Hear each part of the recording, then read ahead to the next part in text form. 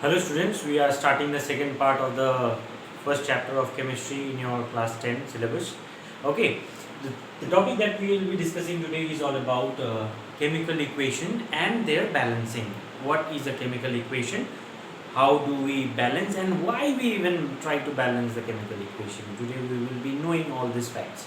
Okay, so when we see a chemical reaction, we know that we need some reactants and then as a reaction of those reactants we get a product.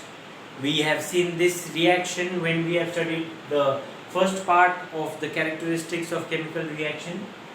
Here when we are writing the first equation, here you can see where we have used the symbolic part. Hydrogen reacts with oxygen to give you water. So this reaction is written in terms of their symbol and the formula of the molecule of those reactants and products. So this type of equation will be called as chemical equation. Now when this particular chemical equation will be written in words, here hydrogen plus oxygen gives us water, this is called a word equation. So simple as that. So all equations, whether we react, say we take the equation Fe plus H2O gives us Fe3O4 plus H2. Clear? So this is what? A symbolic or a chemical equation, and when we write it in words, we write it iron reacting with water gives us ferric oxide. I hope you know it is ferric oxide and hydrogen. So all chemical reactions can be either written in their chemical equation form or in the form of words. When we write it in chemistry, we actually don't write it in such big word form, we write it in equation form. And when we will be balancing them, and we will use this chemical equation, and we don't want to repeat it again and again, and so we use this chemical equations. Now the idea of balancing, we have to understand why we need to balance this particular equation. When we know that hydrogen reacts with oxygen to give water, that's enough. Why do we need to balance the reaction? Now when we are talking about the reactants, the reactant molecules are actually matter. They are either in the solid state, in the liquid state, and we represent the chemical equations and giving the particular state in physical state. Okay, giving the particular physical state over there. Now here we can see in the first chemical equation that two atoms of hydrogens are reacting with two atoms of oxygen, giving us a molecule of water which has two atoms of hydrogen and one atom of oxygen. So the chemical equation just suggests that one of the oxygen atom is vanished. Okay, is getting destroyed. So this is against a particular law of mass which we have studied in class 9, which is the law of conservation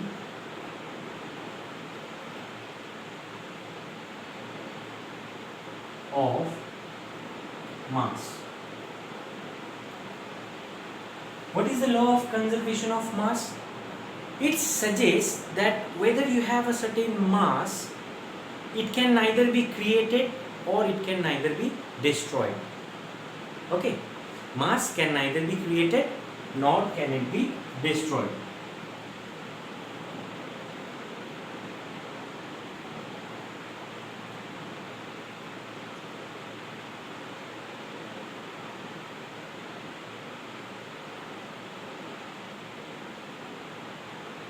Okay? So according to the law of conservation of mass, this particular equation where we are getting two atoms of hydrogen reacting with two atoms of oxygen, giving us a molecule of water containing one atom less than the number of atoms used in the reactants. This is against the particular law of conservation of reaction. That suggests that something is getting destroyed whenever we have the presence of that thing when we are using it in the particular reaction. Okay, so This is why we need to particularly balance a particular equation. So when we balance a particular equation, when you just start balancing a particular equation, you have to use a particular format where you write the element, then you write number of its atom in reactant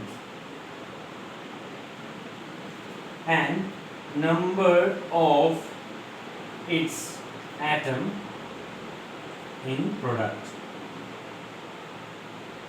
So very clearly, if we take the first example, here we have hydrogen, we are writing H. In the reactant part, we have hydrogen 2 atoms. So 2, in the product part, we have hydrogen 2 atoms. So they are balanced. Okay, but over here where we have oxygen 2 atoms reacting and with 2 atoms of hydrogen giving 1 atom. So here there is a deficiency of 1 atom. So as to fill the deficiency of 1 atom, over here we cannot just write 2 in the subscript, that will destroy the molecular structure of water. Over here what we will do, we will just write a 2 before the particular molecule. Okay, that means I am repeating the same molecule. Okay, so in this same particular molecule, now what we have after getting 2 before it, we have 4 atoms of hydrogen and 2 atoms of oxygen. Now 2 atoms of oxygen and 2 atoms of oxygen are already balanced. Now we need the efficiency to balance the hydrogen. So we just write 2. Now see what happens.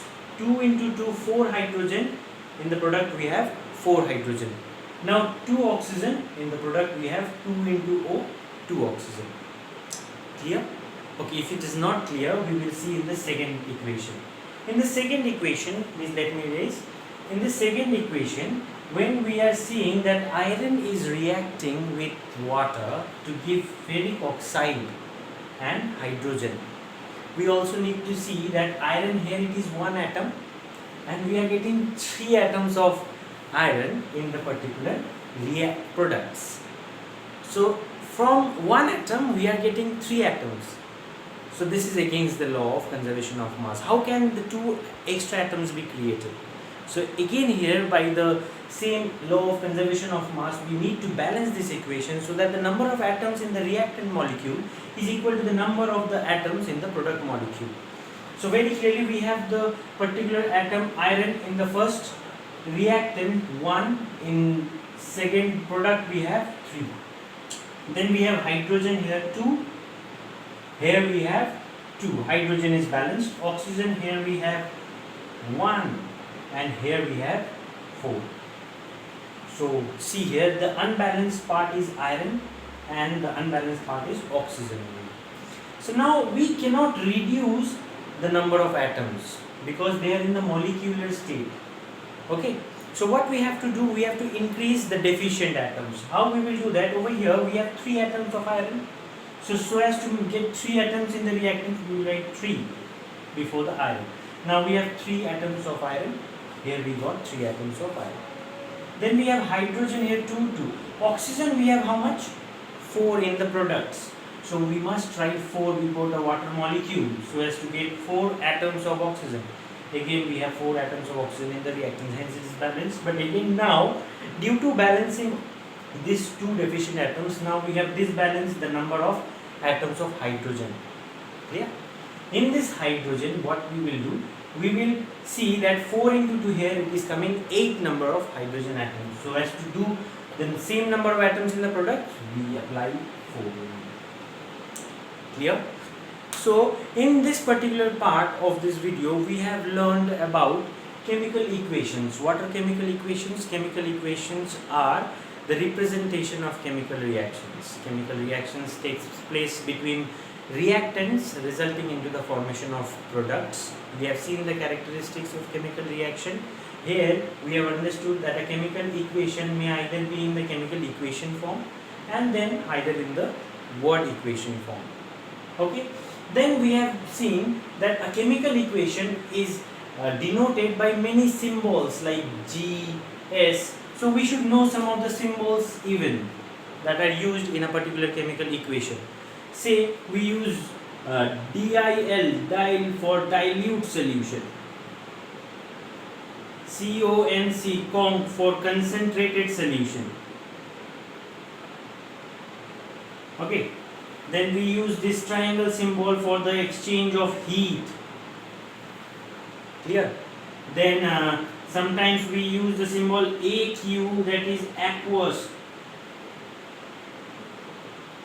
Aqueous means a solution in water, and you know the S represents solid, G represents gas, liquid, L represents liquid. So this was for this chapter. When we will be writing a chemical equation, we must make sure that we give all the efficient requirements. We also should mention any kind of catalysts that are used in the chemical reaction.